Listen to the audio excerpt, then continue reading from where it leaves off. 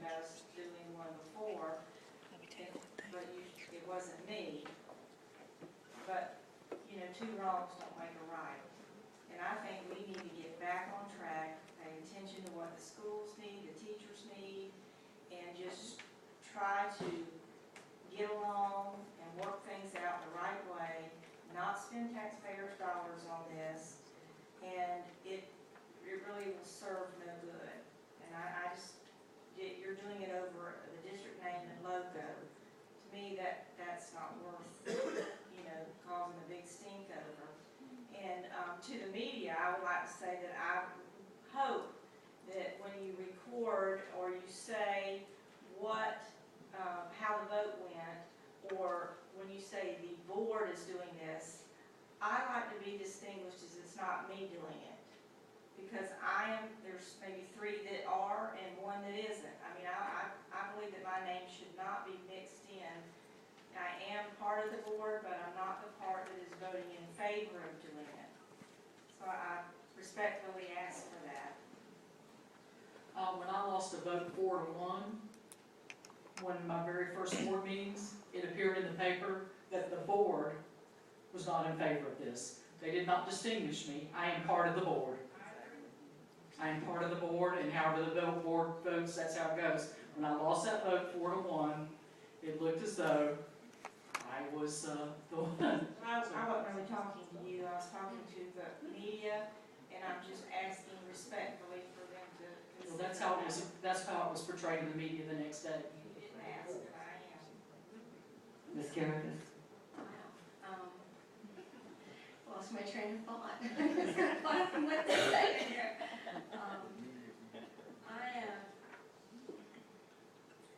I agree with what Mrs. Graham said.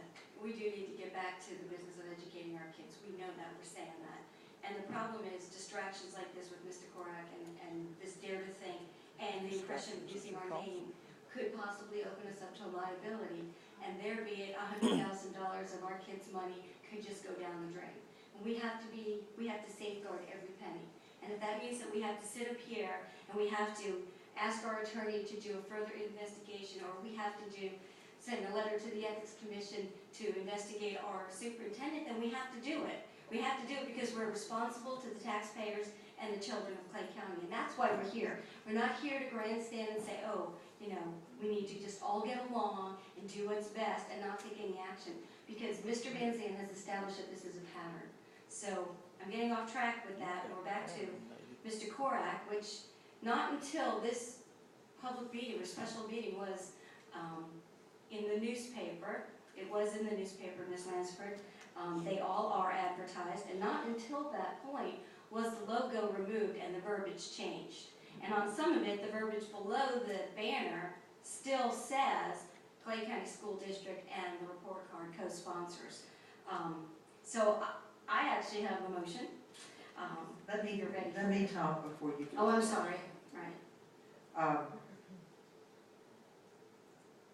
I want to make it clear that in the lawsuit that came about that cost the taxpayers $25,000 in legal fees was not instigated or put forth by the Clay County School Board. The superintendent sued the school board. Madam Chairman. Excuse me. Yes.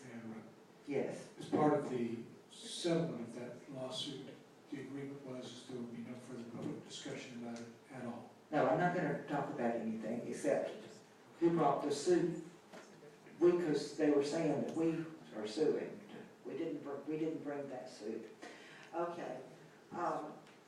At the meeting that we had in October, very clearly stated we were to disassociate. Now, I will give Mr. Korak some credit. I went online last night and today just to see, and some of the ads for this conference on the report card and William Korak, it has been changed to say Clay County School District Superintendent.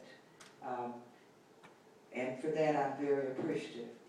But, you know, on both of those Facebook pages, they're still sponsored by the Clay County School District and the report card.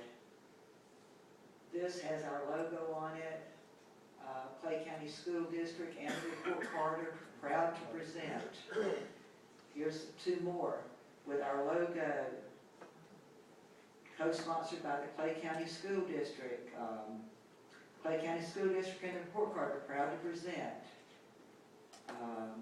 Here's another one. Can we get 1,000 shares to spread the word? Clay County, let's see. This has got sponsored by Clay County School District and the report card. So even though I think there was an attempt made to clear some of it off, it's still all over the place. And of course, on